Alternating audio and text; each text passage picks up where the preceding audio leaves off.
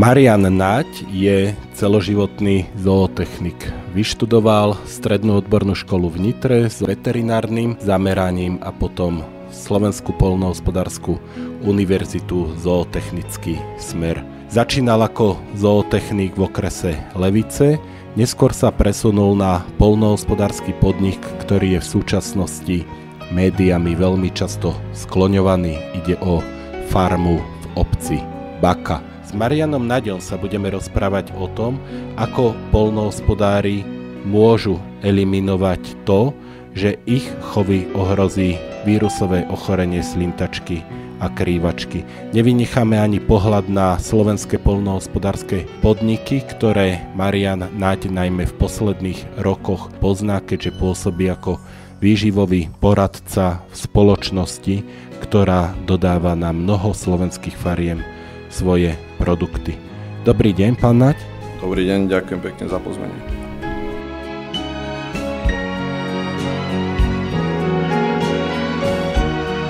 Keď som v úvode povedal, že poznáte farmu v Bake, je to asi pre vás istým spôsobom emočná záležitosť, keď vidíte, čo sa v posledných dňoch od piatku na tejto farme deje. Celá situácia je pre mňa emočná, netajím sa s tým a možno budem v niektorých momentoch až patetický, alebo sa mi zlomí hlas, tak sa dopredu ospravedlňujem, keďže pochádzam z poľnohospodárskej rodiny. A ak môžem krátko, vyrastal som na malej dedine, kde otec bol traktorista, mama bola celý život ekonomka na družstve, moja babka bola celý život dojička, má 94 rokov a teda žije so mnou v jednom dôrednej domácnosti. Prečo ju spomínam? Nie je dneska veľa ľudí, ktorí zažili slintačku v 73. a ona teda bola jedným z tých ľudí.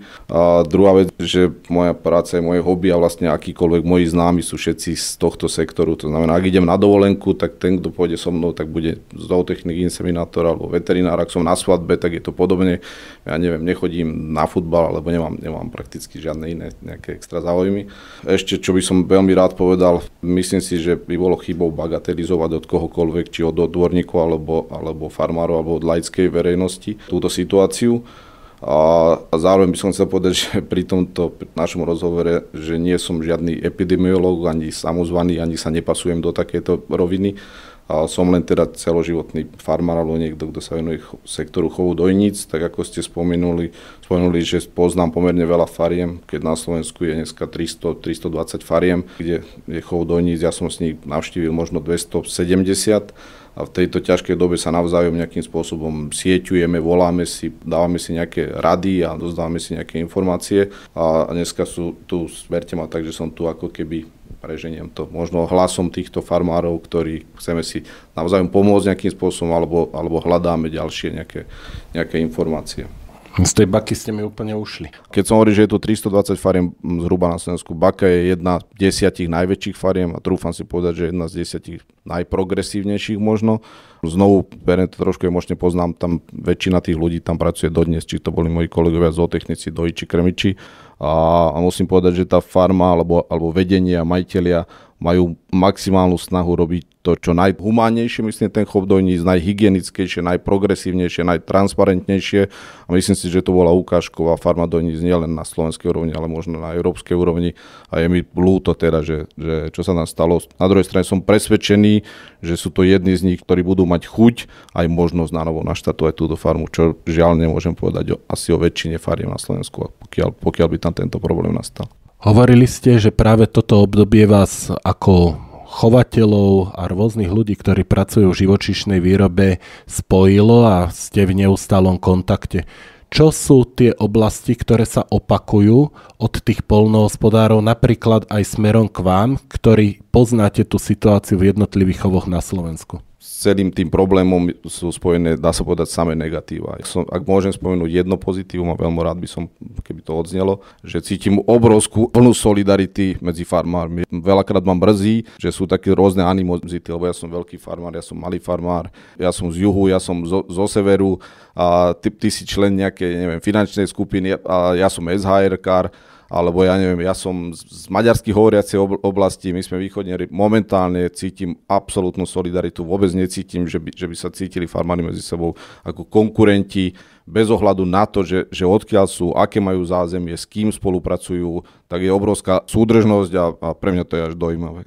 A druhá vec teda, ktoré sú tie momenty, určite, že vládnu obavy a vládne strach. A jeden z dôležitých momentov, ktorý chcem spomenúť, že tí farmári, tam teda, kde to ešte nie je, na tej farme alebo v tom regióne, nevedia, čo majú hľadať. Mne jedna z vecí, čo chýba, čo by som bol rád, a apelujem alebo prosím na tú inštitúciu alebo odborníkov, nechcem ich menovať a nechcem ja určovať, kto by to mal byť, ale myslím si, že by farmárom veľmi pomohlo, keby prišiel akýsi manuál a okrem toho, že čo majú robiť a aké opatrenia majú robiť na zamedzenie ochorenia, tak čo je to, čo by mali vlastne hľadať. Či zootechnik, alebo dojič, alebo krmič, počúvajte, na toto a na toto si dajte pozor, takéto a takéto sú príznaky, viem si k tomu predstaviť nejaký obrázkový manuál, počúvajte, takto to vyzerá na múlci, na jazyku, takto to vyzerá medzi paznechte, takto to vyzerá na vemene.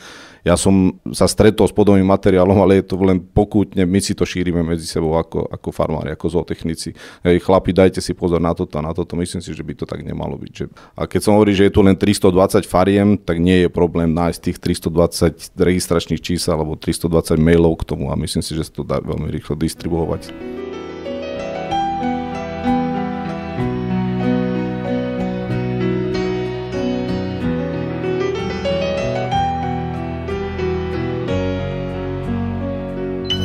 Pre korektnosť musíme uvieť, že to hovoríme o farmách hovädzieho dobytka, samozrejme slintačka a krývačka sa dotýka aj fariem oviec, ktorých je viac, potom kôz, ktorých zase až toľko nie je a samozrejme fariem s chovom ošípaných.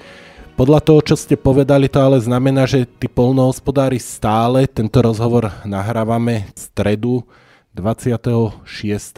marca, stále nemajú dostatok informácií, ako reagovať v tejto situácii? Nechcel by som, aby som išiel smerom ku kritike. Myslím si, že to bude hodnotiť ešte budúcnosť. A musím povedať, nemáme dostatok, farmári nemajú dostatok informácií. A áno, privítali by sme ďalšie odporúčania. Keď som spomenul napríklad hľadanie tej diagnózy alebo tej choroby samotnej, tak ma napadá napríklad ďalšia vec. Spomenuli ste, že robím v poradenskej firme. A netýka sa to len výživy, ale robíme poradenstvo v chove dojníc, to je jedno, či to je oblasť teliat, reprodukcie, welfare, stavby objektov, mastitid a tak ďalej. V súvislosti s aktuálnou situáciou ma napadne. Ak sa napríklad bavíme o krývaní kráv, tak viackrát sa mi stalo, že ja dám odporúčanie na nejaký dezinfekčný brod. Dezinfekčný brod je dnešným dňom jedna z najčastejších spomínaných tém. Tak vám poviem, počúvaj, urob si dezinfekčný brod takto a takto. On musí mať 3,6 metrov dĺžky, nie náhodou 3,6, lebo tá krava tam musí urobiť minimálne 3 kroky. Používaj tam takéto prípravky v takej a v takej koncentrácii, ideálne v takom a v takom pH. A myslím si, že podobne niečo by sme napríklad zase chceli mať. Počúvajte, ten dezinfekčný brod, aby bol účinný, mal by mať takú hĺbku, takú a takú dĺžku, aby sa tam napríklad koleso otočilo toľko a toľkokrát. A mňa sa pýtajú poľnohospodári, počúvaj, ktoré sú tie prostriedky, ktoré by sme mali použiť. Znovu si myslím, že by mal byť manuál, používajte toto a toto, takú a takú účinnú látku. Ja tu nechcem robiť reklamu nejakým komerčným preparátom pri takej a takej koncentrácii. A takto často to vymeniate. Tak, ako dezinfekčný brod pri kúpaní kráv vymeníte po každej 200 krave. Takto si ja predstavujem nejaký manuál.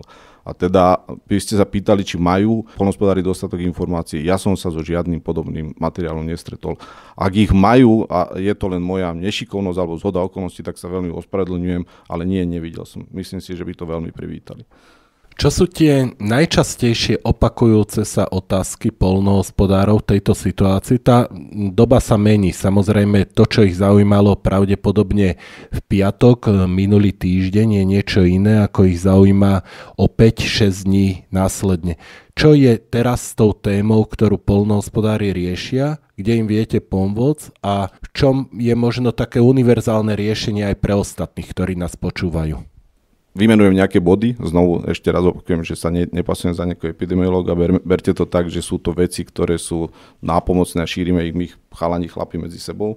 A ako odporúčanie alebo nariadenie by mohlo prísť z vrchu, znovu nechcem hovoriť, kto sú konkrétne tí ľudia, keď sme sa načrtli nejakú kritiku. Ja vôbec nemám za zlé to, že sme možno na začiatku reagovali pomaly zmetočne, pravda je také, že od 73. sa tu nikto s tým nestretol a máme s tým strašne málo skúseností. Dneska by som, keby som mohol, tak by som povedal, počujete, urobte toto a toto, je nejaká krízová situácia a my to nie, že odporúčame, niektoré veci priamo žiadame od vás. Pôjdem po bodoch.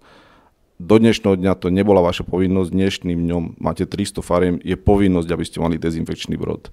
A teda môžete si ho vybudovať sám, alebo existuje takýto a takýto komerčný brod mobilný, ktorý tam vieme dodať a my ako vláda, ako ministerstvo alebo kdokoľvek, tak vám to nariadujeme, budeme to chodiť kontrolovať a zároveň vám to preplatíme. Keď ja neviem, premiér hovorí, že sa máme obávať, alebo teda, že nie je vylúčené, že tie škody pôjdu do stoviek miliónov, teda dúfajme, že k tomu nepríde, tak keď si ja vymyslím, že ten brod môže stať v rádovo vybudovanie 1000 eur, alebo teda brod niekde máme, videl som, myslím, že to je znovu dobrý typ, tzv. Dezinfekčné rampy, ktoré si treba predstaviť tak, že sú to nejaké rúry s trískami a vlastne tie autá, ktoré prechádzajú, tak sú postrekované z boku aj z vrchu, zo všade.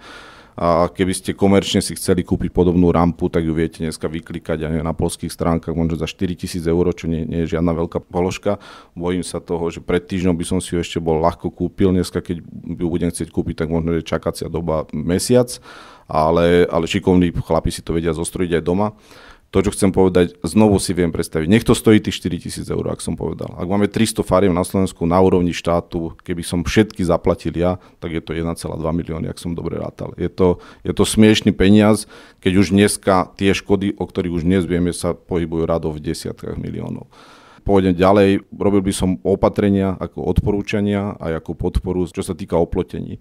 Neviete zamedziť tomu, aby vám priletel komár alebo vták, ale čo sa týka divo žijúcich zvierat, ja neviem, líšok, túlavých psov a tak ďalej, určite, že by to pomohlo.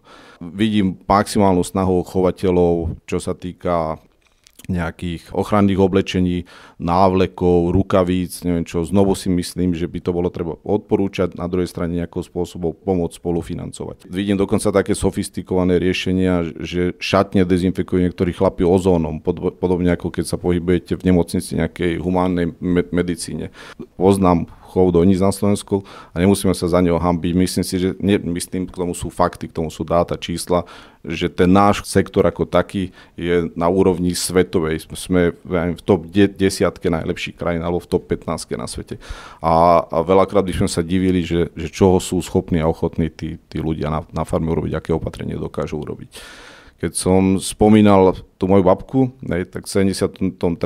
patrila, ona bola jedným z pracovníkov, ktorí boli zavretí týždne na farmách, napriek tomu, že u nich ohnisko nebolo, bolo to len ako preventívne opatrenie. A dneska viem, že už sú chlapi, ktorí k tomuto sa snažia presvedčiť svojich zamestnancov.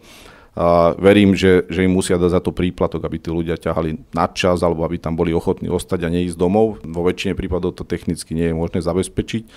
A znovu si viem predstaviť, že OK, ak ja dám navyše niekomu tú hodinovku, tak by bolo fajn, keby mi to štát nejakým spôsobom pomohol kompenzovať alebo preplatiť. Aby som bol celkom úprimný. Dneska situácia je taká, že možno niektoré veci by som nemohol ani legálne urobiť, lebo tam príde inšpektorát práce a povedeme, ako je to možné, že tento človek robí 2 smeny za sebou alebo 2 24 za sebou a podobné prípady. Asi viete, kam smerujem. Bolo by dobre, keby sa aspoň tohto farmári nemuseli báť a keby niekto povedal, počúvajte, v čase mimoriadnej situácie tohto sa nemusíte báť. Toto nie je dneska priorita. Ďalší veľký problém sú v úvodzovkách tzv. Lietajúce potkany, myslím tým na holuby. Na niektorých farmách je to obrovský problém a áno, viem si predstaviť, že to môže prísť aj takouto cestou. Poznám x farmárov, ktorí kadejakým pololegálnym a pokutným spôsobom likvidujú tieto holuby. Myslím si, že aj toto je ten moment, kde dneska by bolo treba na to vydať nejakú výnimku, alebo proste áno, dovolíme vám, dokonca to odporúčame, aby ste sa bránili aj teda holubom nejakým spôsobom. Či to už bude pomocou sokoliarov, alebo ja neviem, nejakými odchytovými klietkami.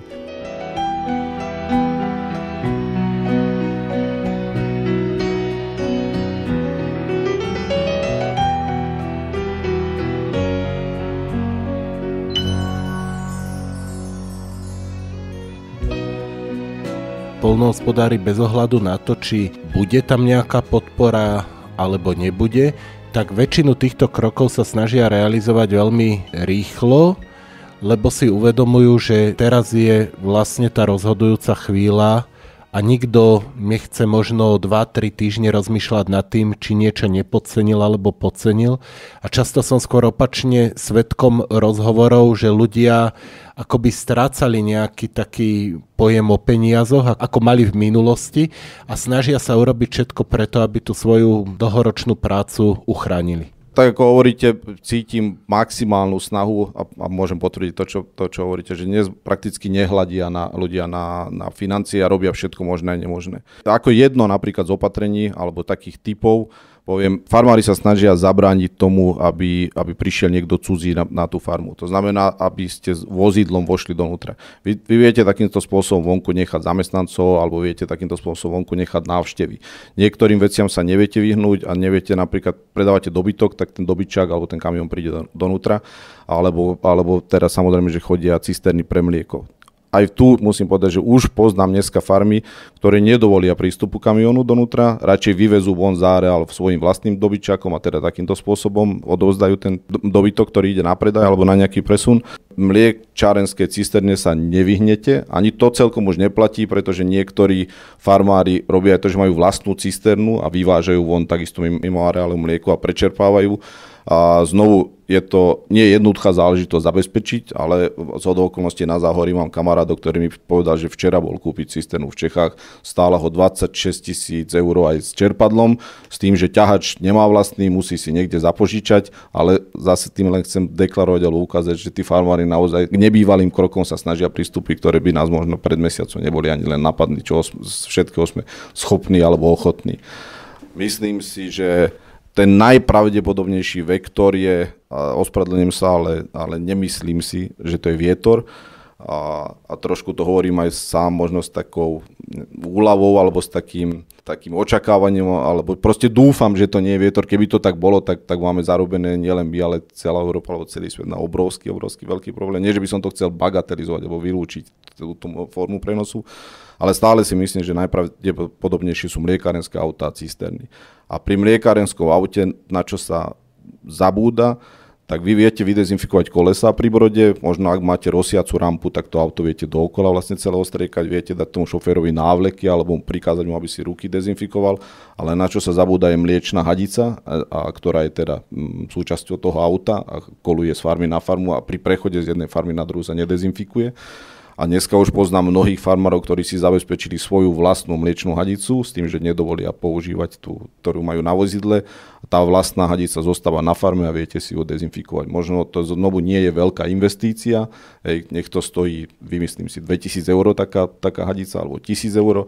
Ak máme 300 fariem, tak je to 300 000 eur a znovu si viem predstaviť, že z hľadiska, z pohľadu štátu by to nebola veľká investícia. Tento konkrétny príklad, keď ste hovorili o tej mliekarenskej hadici, ale aj tu si vie vlastne pri vstupe do areálu ten poľnohospodár alebo ten zodpovedný pracovník, ktorý je na tej vrátnici, dezinfikovať. Videli sme obrázky zo vstupu do areálov, kde stoja zamestnanci s postrekovačmi a kde postrekujú tie vozidlá, lebo často tie brody boli zabetónované, vidíme, že sa to narýchlo obnovuje, takže dezinfikujú sa tie vozidlá najmä cez tie ručné postrekovače. V tomto prípade to je nepostačujúce? Myslím, že hej, keď si predstavíte tú hadicu, aj tak ju viete zvonku ako keby postriekať toto nejakým postrekovačom, ale vnútro tej hadice, ktorá má neviem, taký nejaký harmonikový tvar, alebo ako to mám potom asi si ju viete predstaviť a má dajme tomu 2 metre dĺžku, tak ju neviete. To by ste museli ponoriť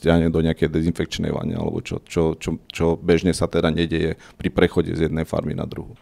A znovu myslím si, že keby som teraz sa skúšam postaviť do pozície tej mliekárenskej firmy alebo toho šoféra a neviem, či by som dovolil, aby mi ju dezinfikovali farmári, pretože ja neviem, že čo ten človek vlastne tam používa ako dezinfekciu. Ja som zodpovedný za tú hadicu, ja som zodpovedný za to auto a práve teraz si vymyslím, budem fabulovať, môžu mi ho dokonca kontaminovať, pokiaľ ten dezinfekčný nejaký roztok v tej vani by tam mali dlhodobo. A kto vie, či tam vôbec majú dezinfekciu, neviete to odkontrolovať, či tam je účinná látka, v akej koncentrácii, alebo či to je čistá voda. Takže myslím si, že to by nebolo reálne, aby tie hadice teda na farmách niekde na vrátnici treba dezinfikovali. To asi nie je cesta.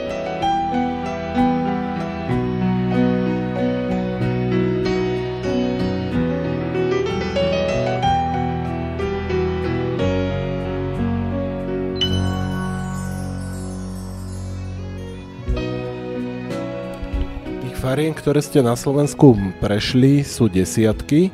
V súčasnosti stále v čase nahrávania rozhovoru hovoríme o farmách hovädzieho dobytka na južnom Slovensku, konkrétne v okrese Dunajská Streda.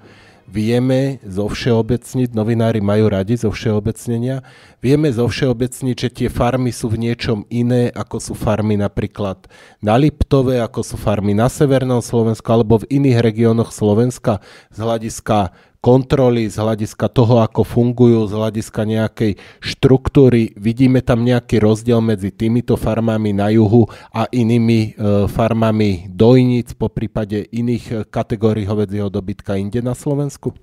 To osobne tam nevidím žiadne špecifika. A ak smeruje asi teda tá otázka vaša smeruje, že či boli niečím iným, prečo by u nich bola vyššia pravdepodobnosť, že tam tá infekcia bude. Nechcem vám vkladať do úst niečo, čo ste nepovedal, ale keby to bolo tak, že inde sa bránia lepšie, alebo sú teda opatrnejší a títo boli možno menej opatrení, nie nič také, nie je to si dovolím teda tvrdiť. A možno majú smolu, že boli bližšie maďarských hraníc. Znovu veľmi dúfam, že ten vietor tam nehrá až takú rolu, ako sme sa o tom bavili. Vôbec to nebolo myslené tak, že by niečo zanedbali. Skôr tá otázka je, že či majú niečo spoločné, alebo čo majú spoločné s tými farmami v iných regiónoch Slovenska. Ako poradca poznáte tie farmy. Momentálne na Slovensku zostanú 4 hospodárske dvory bez zvierat. Ako vy si myslíte, že dokáže ten poľnohospodársky subjekt rýchlo obnoviť ten chov? Znovu, ja som sa pýtal konkrétne aj tých farmárov, kde sa to už stalo, alebo sú dneska mnohí, kde to nie je, ale vôbec to nevylučuje, že to môže nastať. To, čo vidím ako reálny problém je, že dneska kúpite, dajme tomu, vysokoteľnú jalovicu za 2000 eur. Myslím si, že na základe tohto problému ochorenia tých cena sa môže vyšplhať, a teraz nechcem typovať kde, ale určite to bude vyššie a nebude ich dostatok. Myslím si, že nebude len tak jednoduché lúsknuť prstom a zabezpečiť si stovky vysokoteľných jalovíc.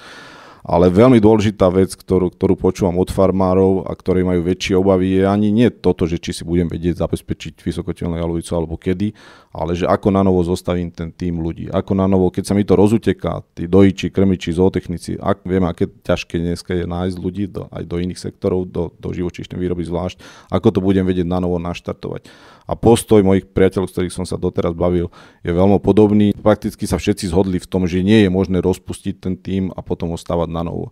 To znamená, chcú sa dohodnúť s tými zamestnancami, niektorí im chcú dávať ako kompenzáciu 60% platu, dajme tomu, niektorí dokonca 100%, bez ohľadu na to, či to bude trvať mesiac, 2, 3 alebo 6 mesiacov. S tým, že keby sa vrátili naspäť do roboty, tak samozrejme by od nich žiadali, dajme tomu, aby sa tam upísali tomu podniku na 2, 3, 5 rokov. Ale momentálne pre mňa znovu niekedy až zimom riavkujúce, že ten postoj je teda takýto. Nestretávam sa s tým, že by nemysleli na tých svojich zamestnancov. Znovu za tým vidím aj také sociálne zmýšľanie, alebo ako by som to nazval.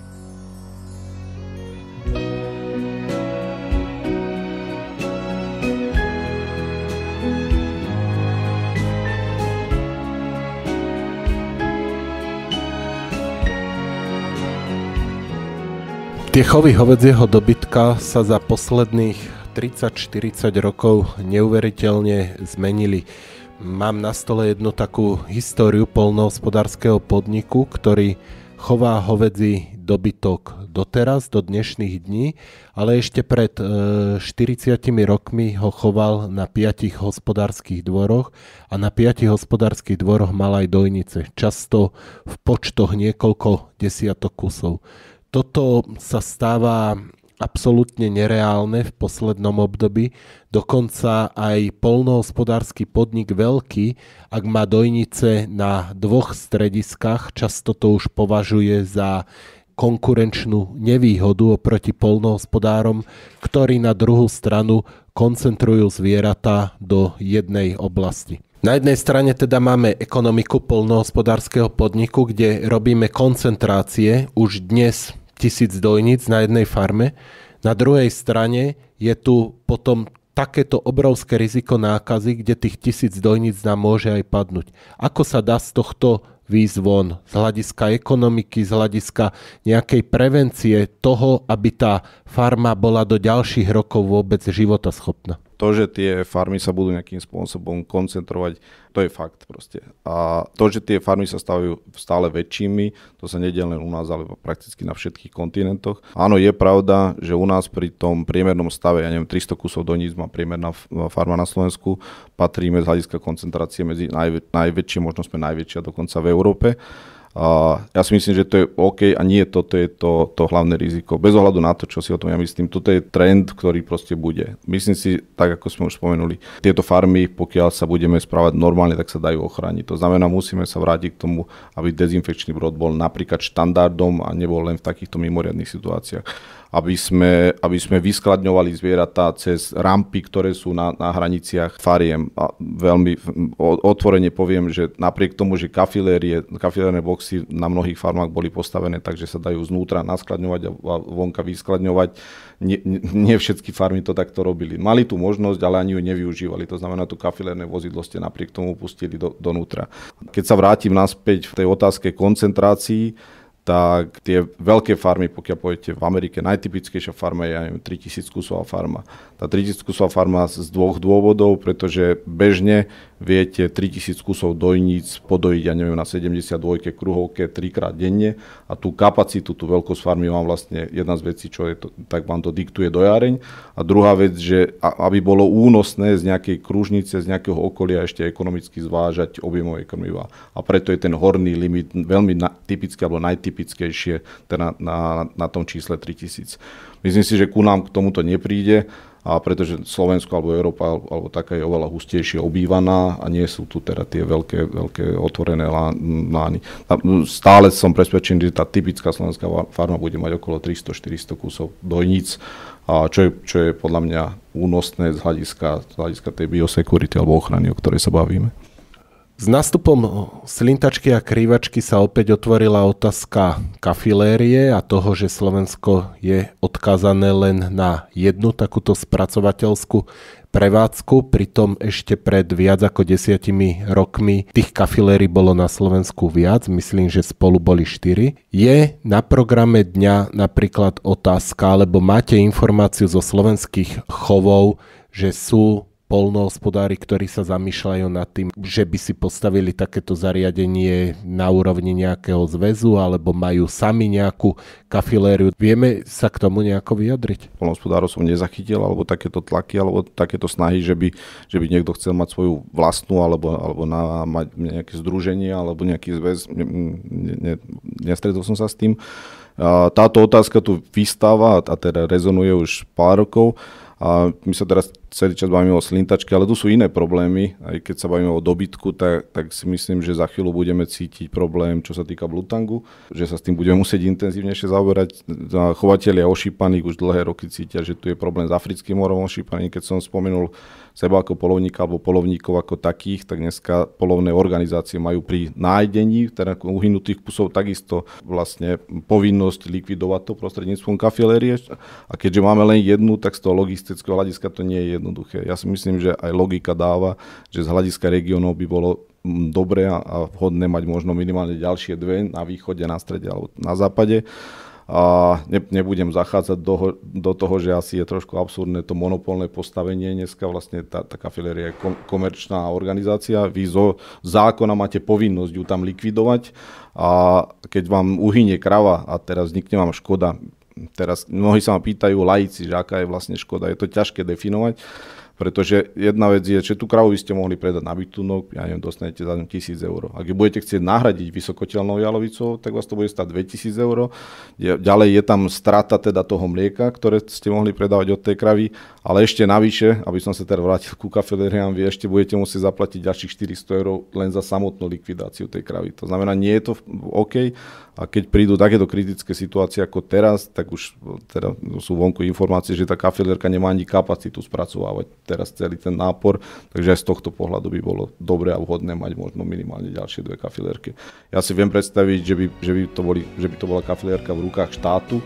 A v minulosti som sa teda nemenovaným ministrom o tom bavil. A dneska majú farmári kompenzácie pri likvidácii kadáverov. Viem si predstaviť, že pokiaľ by to bolo štátne, štát si vie regulovať a pokiaľ bude mať chuť a ochotu, tak ľudne vie povedať, že tá likvidácia bude zadarmo alebo teda na účet štátu. a možno by to bolo vhodné z toho zverozdravotného hľadiska, že by štát mal možnosť, dajme tomu, odobrať vzorky z každého jedného kadaveru, keby chcel, a mal by oveľa väčší prehľad o zverozdravotnej situácii, teda či už bez ohľadu na to, či pri ošípaných ovociach alebo pri hovädzom dobytku. Verím, že touto témou, ktorou sme ukončili dnešný rozhovor, že poľnohospodári nebudú potrebovať ďalšiu spracovateľskú kapacitu kafiléry z dôvodu šírenia slintačky a krivačky na Slovensku. Pripomínam, že rozhovor robíme v čase, keď sú na Slovensku 4 chovy nakazené týmto mimoriadne agresívnym vírusom. Ďakujem vám, pán Naď, za to, že ste si našli čas a teším sa niekedy na budúce. Ja ďakujem a fandím nám všetkým a prajem veľa síl všetkým farmárom. Ďakujem.